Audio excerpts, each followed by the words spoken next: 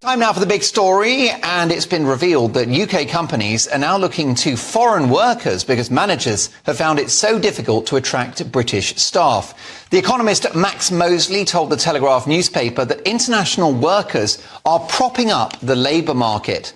More than 9 million people of working age have quit the jobs market, and the number of companies registering to become sponsors to hire staff overseas, has doubled in the past 2 years. Meanwhile, the Times newspaper report that the Home Office is facing unprecedented demand for work visas before the rise in the minimum salary threshold in April.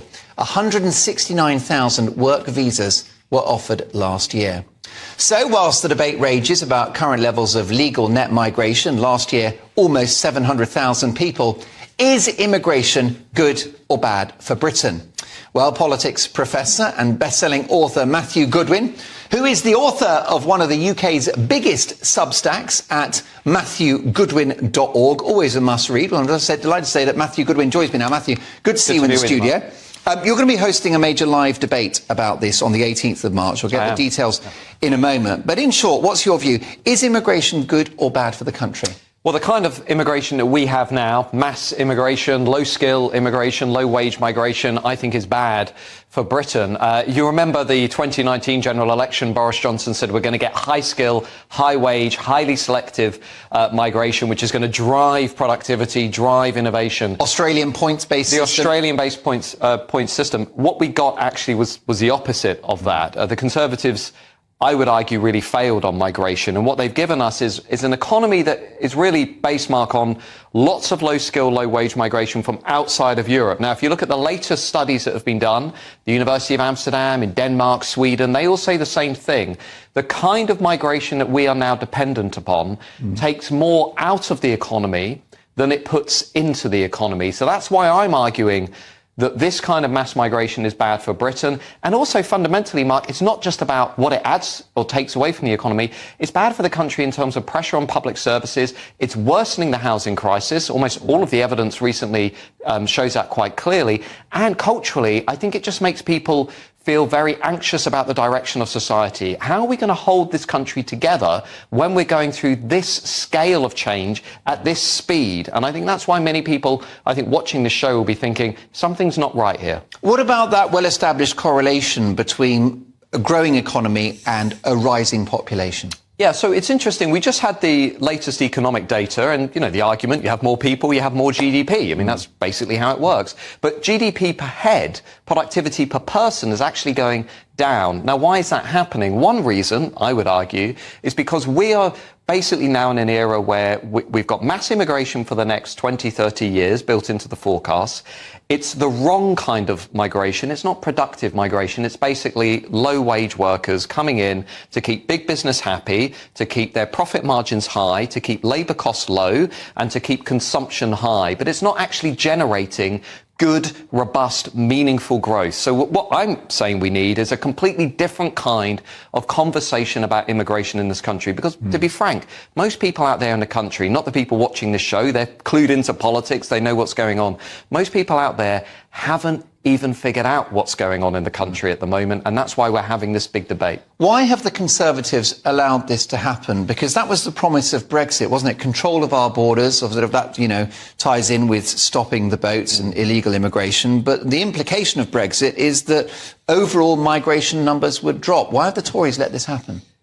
To be honest, Mark, it's because the Conservatives don't really understand who's voting for them today, and the Conservative Parliamentary Party leans much further to the cultural left than the average voter. So they're basically comfortable with legal migration. Look, I've been at this level. I've been at dinners with cabinet ministers, and what they'll say to you is, the real issue is the boats, stopping the boats. Well, actually, we've had 112,000 people come into the country on the small boats since 2018, which is way too high. It's a joke. We should leave any international convention that stops us from controlling our own borders. Including the ECHR? I would argue that we should, but 112,000 is nothing compared to the 1.2 million people who came in via legal migration routes over the last 2 years. How many of those came to work? About 15%. The rest were students, relatives of students, relatives of workers, or asylum seekers, migrants coming in on humanitarian routes. So look, some immigration is good. High-skill immigration is good. Migration that genuinely benefits the NHS,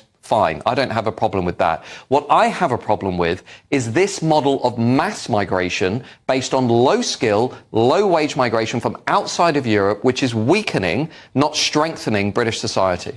Is there a case for a 5-year pause on all immigration in order for Britain's infrastructure, housing, transport, school places, NHS capacity to recover, to catch up? Yeah, well, my argument would be that somehow we need to break this elite consensus. So we've got both the Labour Party and the Conservative Party, and I'd also add big business, committed to ongoing mass migration for the future. Just look at the forecasts from the Office for Budget Responsibility and others. They are now assuming we're going to have at least net migration of at least 300,000 each year going forward. So we need to break this. Maybe we should have a 3 to 5 year break on migration and say, let's just absorb the mass migration of the last 20 years, or maybe let's have a referendum. Let's see what the British people want in terms of net migration. And I would argue what they want is net migration maybe of between 50,000 and 100,000 a year, not 700,000 a year. I think the average British voter, Mark, is out there thinking,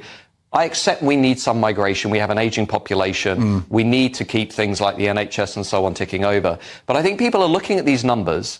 Here's another number. Over the next 12 years, we're going to have 6.6 million people added to this country. 6.1 million of those will be because of migration. So what does that mean? We're going to have what is equivalent to 5 cities the size of Birmingham, or 70% of the way to another London, in 12 years, Mark. So that's currently what we're going to see based on official forecasts from the Office for National Statistics. Somebody in government needs to get their arms around this issue. And firstly, somebody needs to answer this question. If mass migration is so good for Britain, if it's so good for the economy, why is our growth so slow? And why is GDP per head, a key measure, why is it so weak? Because we've had mass migration for 20 years. Nobody in the Treasury or government seems to be able to answer my question. Why are we seeing this weak economy after 20 years of mass migration if it is a silver bullet that we're often told it is? Why are the political left so pro-immigration, given that unsustainable levels often impact poorer communities the greatest? I think it's a great question. I think the left views immigration as a luxury belief. It's an issue they use to project their sense of moral righteousness, their virtue. But you're absolutely right, Mark. I mean, Robert Putnam, one of the world's most esteemed professors, has shown this. In countries that experience large-scale migration, which are very diverse, levels of trust are lower, and you also get a big pressure on the welfare system because people become less willing to pay tax into the collective pot because they don't really know who they're supporting through the welfare system. You know, why is it, for example, that the British taxpayer should be happy to pay money into the collective pot while also seeing things like the protests after October 7th or, you know, criminal gangs in London or Abdul Azidi running around the country, pouring acid over a poor family, even though he was already a convicted sex offender? I think the British people have a very strong sense of fair play. And I think what they feel now is that principle of fair play is consistently being violated, not just by illegal migrants and so on, but actually by their leaders, by people who are supposed to put the British people before illegal migrants in a system that's clearly broken. Well, Matthew, stay with us. Let me bring in my top pundits into this conversation. Annunciata Rees-Mogg, Andy MacDonald and Neil Parish. Andy, what do you think is a sensible number for legal net migration annually?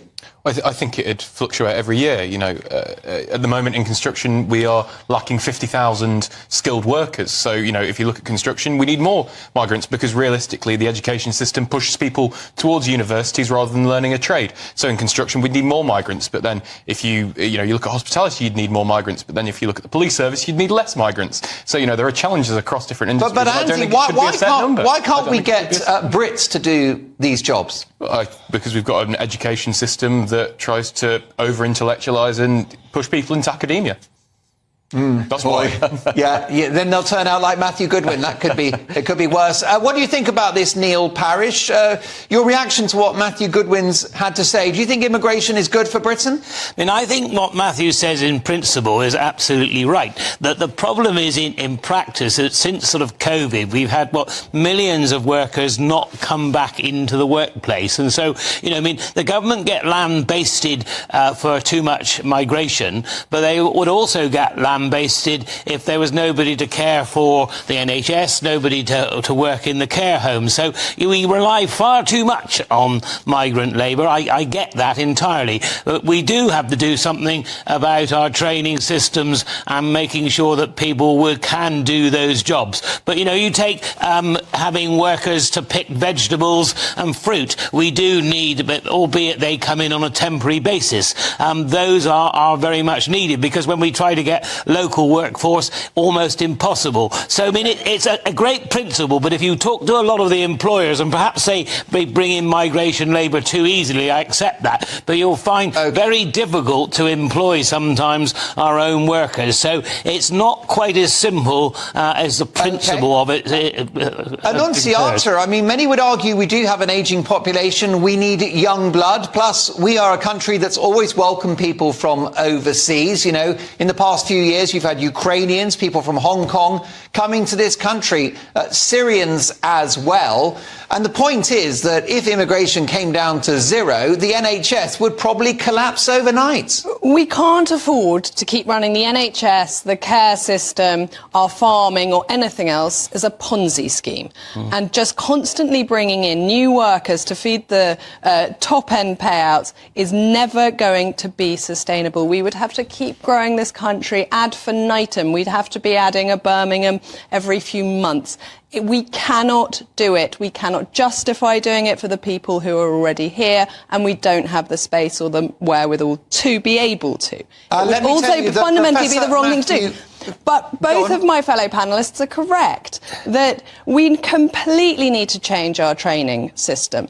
We need to put money into training our own doctors so that we're not stealing the brightest and the best from other countries, but that we're bringing on our own. The other side of that is that this is having a massive effect on wages, that they are constantly under pressure from importing cheaper foreign labourers, meaning that it's not even often worthwhile our own people doing the jobs because they can be undercut. We need to restructure the economy so that we actually train and rely on British workers for British jobs. Well, we can agree on that. Brilliant stuff. Let me tell you that Matthew Goodwin's Substack is one of the most popular in the country. Regular articles about the state of our politics, and it's a Substack. You can be found at mattgoodwin.org. So head over there, mattgoodwin.org for the Substack. And the debate at hand is immigration good for Britain? Well, Matthew will be debating this alongside Constantine Kissin, Polly Toynbee and Aaron Bastani on the 18th of March at 7 p.m. at the Emmanuel Centre in London. Tickets available via Eventbrite. My thanks to Professor Matthew Goodwin.